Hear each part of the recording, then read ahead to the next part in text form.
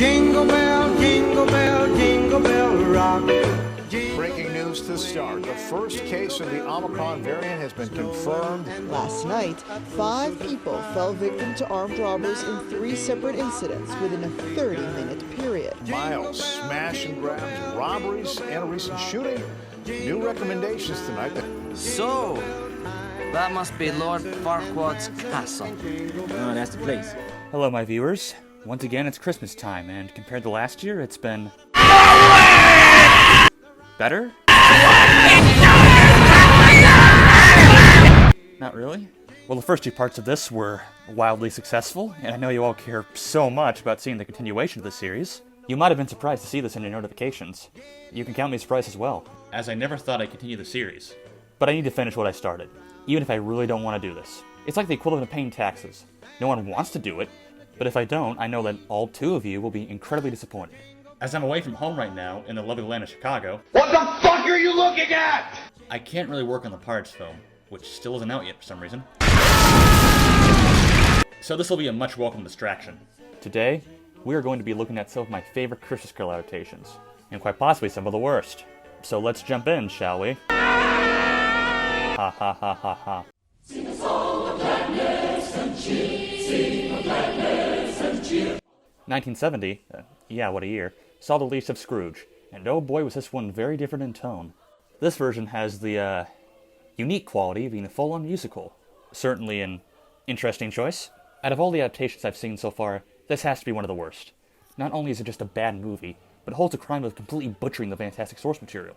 What is so terrible about this version, you might ask? Well, that is in large part due to who portrays Scrooge, Albert Finney. Let me assure you that I am a man of the highest principles and the most generous spirit. To be worthy of this moving demonstration of your feelings towards me.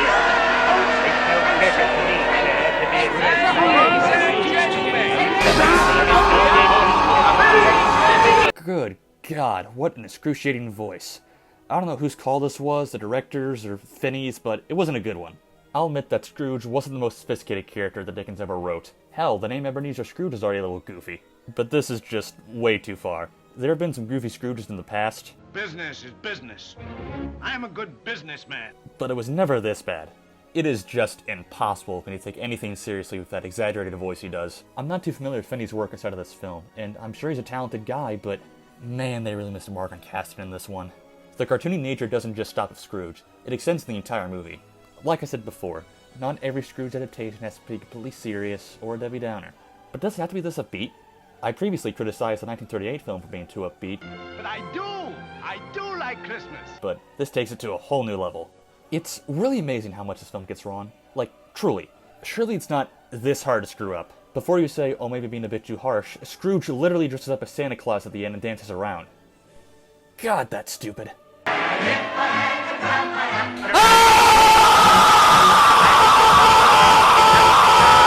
And I wish it stopped there. I truly do. If you thought Scrooge McDuck was pushing it with his greedy antics, this film actually goes so far as to have Scrooge sleep with his money and live in a decomposing frozen shack. I know this is just really nitpicking, but this detail just really bugs me. The original book made it clear that Scrooge's house certainly wasn't a feast for the eye, since he was a cheap bastard, but he still wasn't anything like this. But by far the most unforgivable thing this production pulls is its ending. Scrooge goes to hell.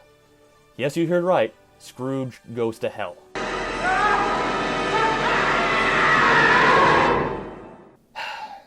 Yes, because the scene where Scrooge pleads he's a changed man in the graveyard just wasn't enough.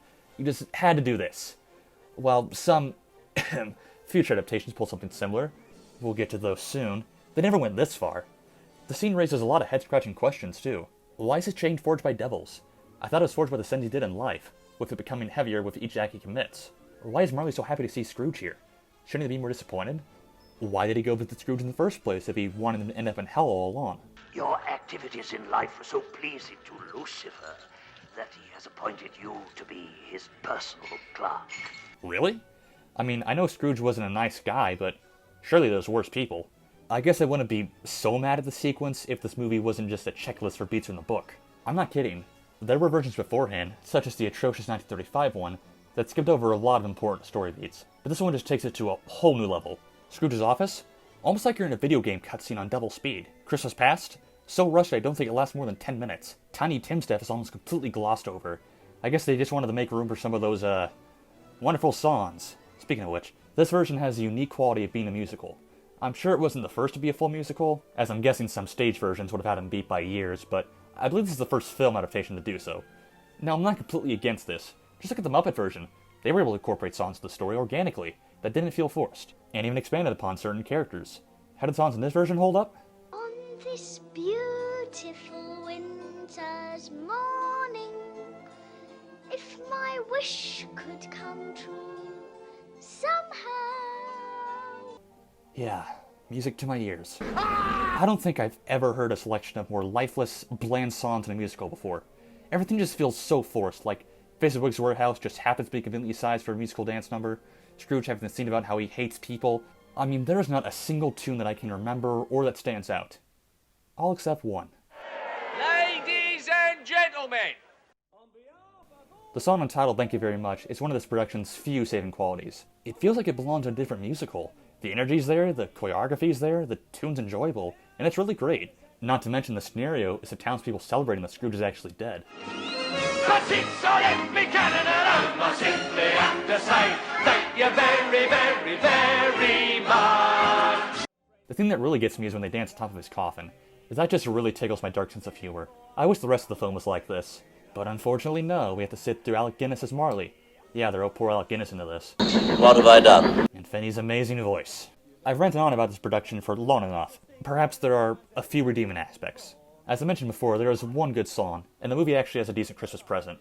He's portrayed by Kenneth Moore. Yeah, Officer Lightoller himself. And he's not that bad. He's certainly not the best Christmas present, but he's definitely one of the most memorable. He isn't overly jolly like some of the other movies make him, and he's not downright evil either. Probably one of the few casting choices that was done right. The sets, while impractical, feel like they're right out of Oliver, and are sometimes really nice to look at. It reminded me of a theater production at times. Unfortunately, the pros are far too little to outweigh the cons. I know this version has its fans, but don't count me as one of them. Overall, a 4 out of 10. Skip this one. Thank you very, very, very much.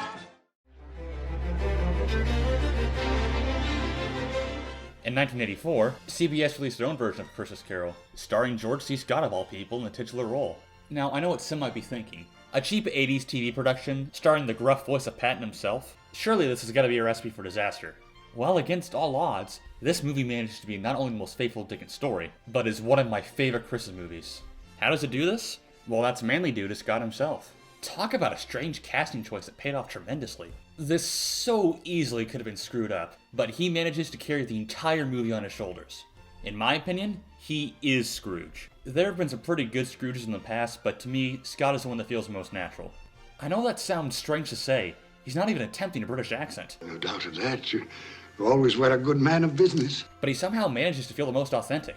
Admittedly, it is very hard to make the line "bah humbug" actually sound genuine, but Scott manages to pull it off. Humbug. I appreciate how Ebenezer's portrayed a lot more realistically. He's just a cynical businessman who doesn't care much for Christmas. Every line he delivers sounds incredibly genuine and realistic. It's not just his dialogue, he has a very expressive face as well, and he's able to utilize it brilliantly. In the scene with his father, he stands in the background and just looks at him. Everything is communicated with that simple look. It says 1,000 words. We don't need to hear him talk about his relationship with his father. His face tells us all we need to know. The talent doesn't just stop with Scott. Everyone in the film is expertly cast. I mean, you got people like Frank Finley, David Warner, Edward Woodward, Angela Pleasance. Even Tiny Tim feels more natural. While he is still a little too cutesy for my taste. Father! Shut up! I totally buy that he's slowly dying. In most other adaptations, I never believed for a second that he was actually sick. I appreciate the different direction here. It's not overplayed, but you can definitely tell he's in the last year or so of his life, which makes his death scene all the more heartbreaking. Something else that sets this version apart is just how downright terrifying it is. They do not hold back in some of the more darker aspects in the book. The sequence of Marley is just absolutely terrifying. The slow build-up to his appearance is just incredible.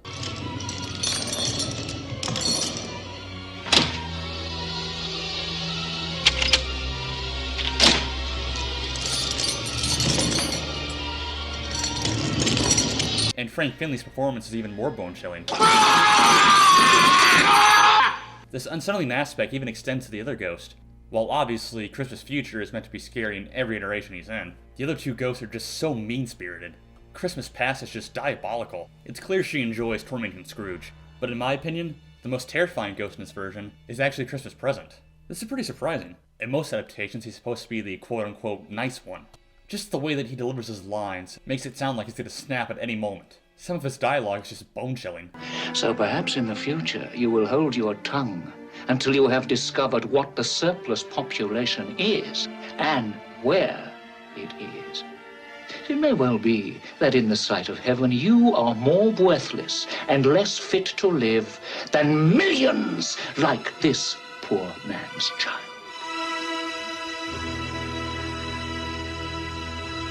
I appreciate how he takes delight in seeing Scrooge suffer. It's a really interesting side of the character that not many adaptations explore. Cover them. I do not wish to see them. I thought as much. They are hidden. But they live. Oh, they live. Everyone gives their all in this production. Even minor roles like Old Joe are portrayed excellently. My only real complaint is that some of the transitions do look a bit dated, but it doesn't distract from the film too much. While I know that a lot of people prefer the 1951 version, to me, this will always be my favorite. This opinion might be incredibly biased since this is a version I grew up with. I have many fond memories of watching this on dark December nights by the fireplace. While this was not my introduction to the tale, we'll get to that one later, it was the one that left the biggest impression on me. The spirit of Charles Dickens' original novel is captured the best in this adaptation, and remains one of my favorite Christmas movies. And I'm giving this one a much-deserved 10 out of 10.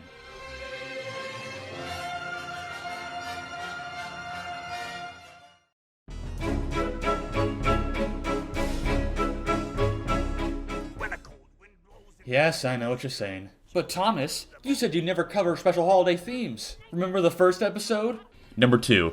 No special episodes or holiday themes. No special episodes or holiday themes. No special episodes or holiday themes. No special episodes or holiday themes. I know what I said. But upon further reflection, this is technically an adaptation. And a pretty damn good one at that. I know, how bizarre is that? The fucking Muppets managed to get the story right. In what sick, twisted alternate reality must we live in that this happens? Make sure you have the record player on at night. Ah, that makes sense. Never before is something so ridiculous sounding as Michael Caine interacting with a bunch of Muppets that I'm able to take 100% seriously. I shat on the 1970 version for being too goofy. Kill me. How does a version with literal puppets manage to be more adult? Probably the biggest reason is that this movie doesn't talk down to its audience. The regular Muppet antics take a back seat, with the film being more focused on actually telling the story. You just accept that this is a world where Muppets and humans coexist, and there's no questions asked. They even use actual lines of dialogue from the book for the film's narrators. The building was a dismal heap of brick on a dark street. That's pretty clever. I don't think that other versions even attempted to do something like that. The movie definitely knows where it's appropriate to place a gag, and when it's appropriate to get grim. I'm not gonna act like the Muppets hits as heavy as something like the George C. Scott or Alistair Sim version, as, come on, it is the Muppets. But there's definitely some real emotional scenes in here. There's other versions that can't get a single ounce of emotion out of me, but somehow the Muppets are able to make me react. Being the Muppets, of course, there are going to be a few songs, and they're all pretty good. Marley and Marley has no business slapping as hard as it does. We're Marley and Marley, our hearts were painted black. We should have known our evil deeds would put us both in shackles. Captive bound, we're double iron, exhausted by the weight. This is an example of how to do a musical adaptation right, using the songs to advance the narrative instead of holding it hostage. Unlike the 1970 version where you could cut out the songs and not miss a beat, the musical numbers here are crucial to developing the story. But with that being said, there are a few awkward moments. It's going home and getting warm by the fire. Hey, suffering. But these aspects don't bother me too much. The only real issue I have with the movie is Rizzo and Gonzo. They're not annoying, but the movie very nearly crosses the line in making them too obnoxious. There'll be a really good scene and then they come interrupt it with a gag. But thankfully they do restrain themselves. And admittedly they do have a couple of good lines. What? You can fit through those bars? Yeah. You are such an idiot. What? What? Overall, I'd say this would be a great introduction to the tale. There's just enough atmospheric elements for the adults, and just enough of Muppets humor for the kids. It's a near-perfect family movie for the holidays. I'm going to give it an 8 out of 10. On a sea of love and a thankful heart.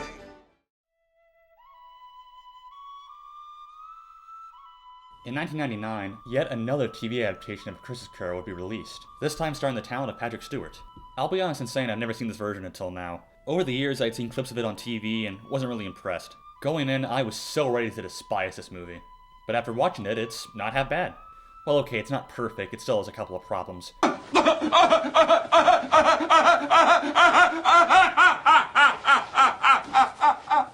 You finished? I guess I kind of avoided this for so long because it kind of seemed lifeless. I'd seen glimpses of Patrick Stewart as Scrooge over the years and was very confused. I mean, I guess it's not totally out of left field, but you think of Stewart more as a Shakespearean stage actor, not as the mean-spirited Scrooge. After watching the movie, I can confidently say that I was wrong. He's a pretty good fit. He's definitely not perfect, but he does have a lot of scenes where he stands out. Speak to her. Why doesn't he speak to her? Go after her. Don't be afraid. Go after her! I'll be fair in saying that it's a near impossible task to go toe-to-toe with the Scrooges that came before him, but he manages to turn in a good performance. It's not something I'm gushing over, but it's not something I despise either. I like it the way it is. He has just enough cynical dialogue and just enough heart to play Scrooge. Something that I also like about this version is that there's a sense of historical authenticity. Now I know that might sound strange. It's a story about ghosts and time travel. Why should any of us be concerned with historical accuracy? While this element should never be the main aspect in any adaptation, I like how there was an effort to portray Victorian England. I'm not going to act like this film has the same level of historical accuracy as something like Saving Private Ryan or Master and Commander, but I appreciate the effort. Just seeing the dark, grimy city and some of the costumes are great. It's a lot more accurate to Dickens' book. Even some of the ghosts look more correct. Well, some of them. A small detail I like is that Marley's hair is always blowing. This is because there was a small line in the book that said Marley appeared like he was always traveling in the wind. I love stuff like that. That's great attention to detail. Christmas Present looks more book accurate, and Christmas Past looks... oh my god. What the fuck is that? I guess I get what they're trying to go for, like you're not sure if he's a child or an old man, but regardless, that's still pretty terrifying. Definitely the scariest ghost out of them all.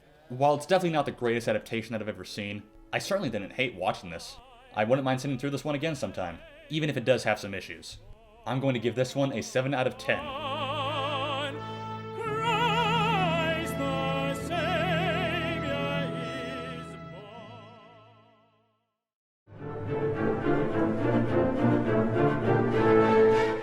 Okay, so get this. When I was 8 years old in 2009, I had never heard of A Christmas Carol until this version came out. While I grew up watching the George C. Scott version, mainly because my dad owned an old DVD of it, but this was the first adaptation that I was actually exposed to. I remember clearly a family friend taking my sister and I to see this when it first came out, and oh boy was it one experience for an 8-year-old. Scrooge Scrotum. Who in their right minds thought that this would be appropriate to show young children? A Christmas Carol is a dark story and all, but...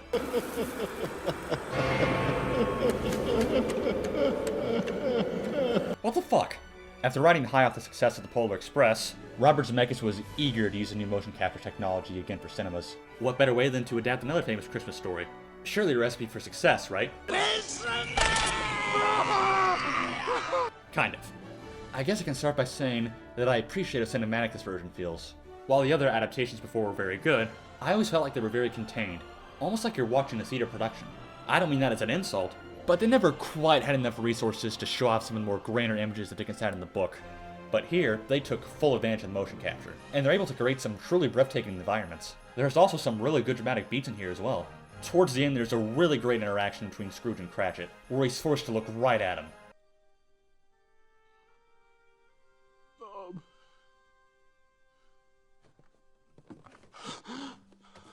I love stuff like that. That's exactly what I want in an adaptation of Christmas Carol. While there are a lot of great moments like that, there's also some really bizarre ones too. What's going on? Make no mistake, A Christmas Carol is a very grim story. That's one of the reasons I love it so much.